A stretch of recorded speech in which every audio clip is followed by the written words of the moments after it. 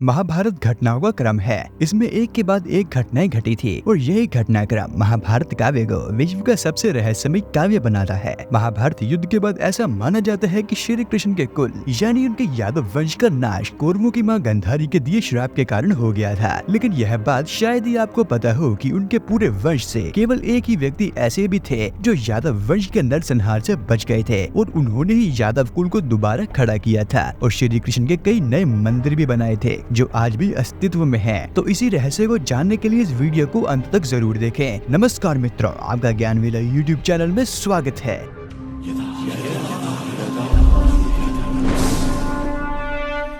महाभारत युद्ध की समाप्ति 100 कौरवों के वध के बाद हुई थी और उनकी मां गांधारी अपने 100 पुत्रों की मृत्यु के शोक में थी। गांधारी ने श्री कृष्ण को युद्ध का दोषी मानते हुए उन्हें श्राप दे दिया था कि जिस तरह कुरु वंश का नाश हुआ है ठीक उसी प्रकार यादव वंश का भी नाश होगा। ऐसा भी कहा जाता है कि जब बड़े बड़े ऋषि मुनि जैसे विश्वामित्र, असित, दुर्वासा, कश्यप, वशिष्ठ और नारद आदि द्वारिका में निवास कर रहे थे, तब श्री कृष्ण और जामवंती के पुत्र सामने उनका अपमान किया था और जिसके चलते उन्होंने भी कुल के नाश का श्राप दे दिया था। और इन्हीं श्राप के कारण नगर में अजीबोगरीब घटनाएं घटने लगी थी, जिसके बाद श्री कृष्ण अपनी प्रजा को द्वारिका छोड़ने का आदेश दे देते हैं और द्वारिका समुद्र में डूब जाती है, जो आज भी समुद्र के अंदर डूबी हुई मिली है। और श्री कृष्ण के यादव वंश के लोग आपस में लड़ने लग जाते हैं। इस युद्ध में श्री कृष्ण के देखते देखते उनके पुत्र सांब, प्रद्युम्न और अनिरुद्ध की मृत्यु हो जाती है। इस आपसी झगड़े को मौसूल युद्ध कहा जाता है। झगड़े की शुरुआत कृतवर्मा के अपमान से हुई। सत्याकी ने कृतवर्मा का वध कर दिया तो फिर आपसी युद्ध प्रारंभ हो गया और सभी काल कवलित हो गए। मात्र एक दो लोग ही जीवित बचे थे। एक थे वासुदेव जो वहां नहीं थे और दूसरे श्री कृष्ण के पर पुत्र व्रजनाभ थे।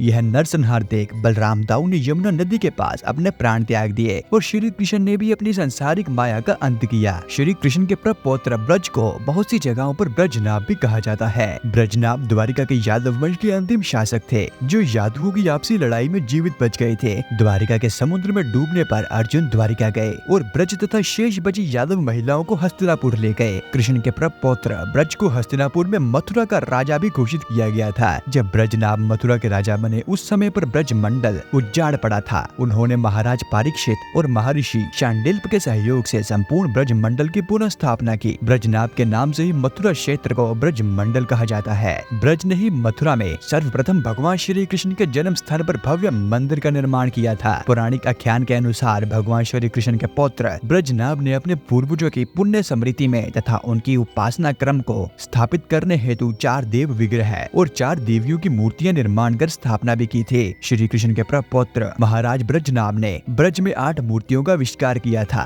और वह मूर्तियां इस प्रकार थी। 4 देव अर्थात हरदेव, बलदेव, केशव देव, गोविंद देव, 2 नाथ, श्रीनाथ तथा गोपीनाथ, 2 गोपाल, साक्षी गोपाल और मदन गोपाल। और श्री गोपीनाथ जी की मूर्ति के बारे में तो ऐसा कहा जाता है कि उनमें आज भी श्री कृष्ण के प्राण बसते हैं और यह मूर्ति ब्रज मंडल में नहीं बल्कि आज के समय में जयपुर राजस्थान में है। गोपीनाथ जी का इतिहास और मूर्ति निर्माण के बारे में हमने इस वीडियो में आपको बताया है, जिसे आप इसी वीडियो पर क्लिक कर देख सकते हैं। और यह वीडियो देखने के लिए आपका धन्यवाद।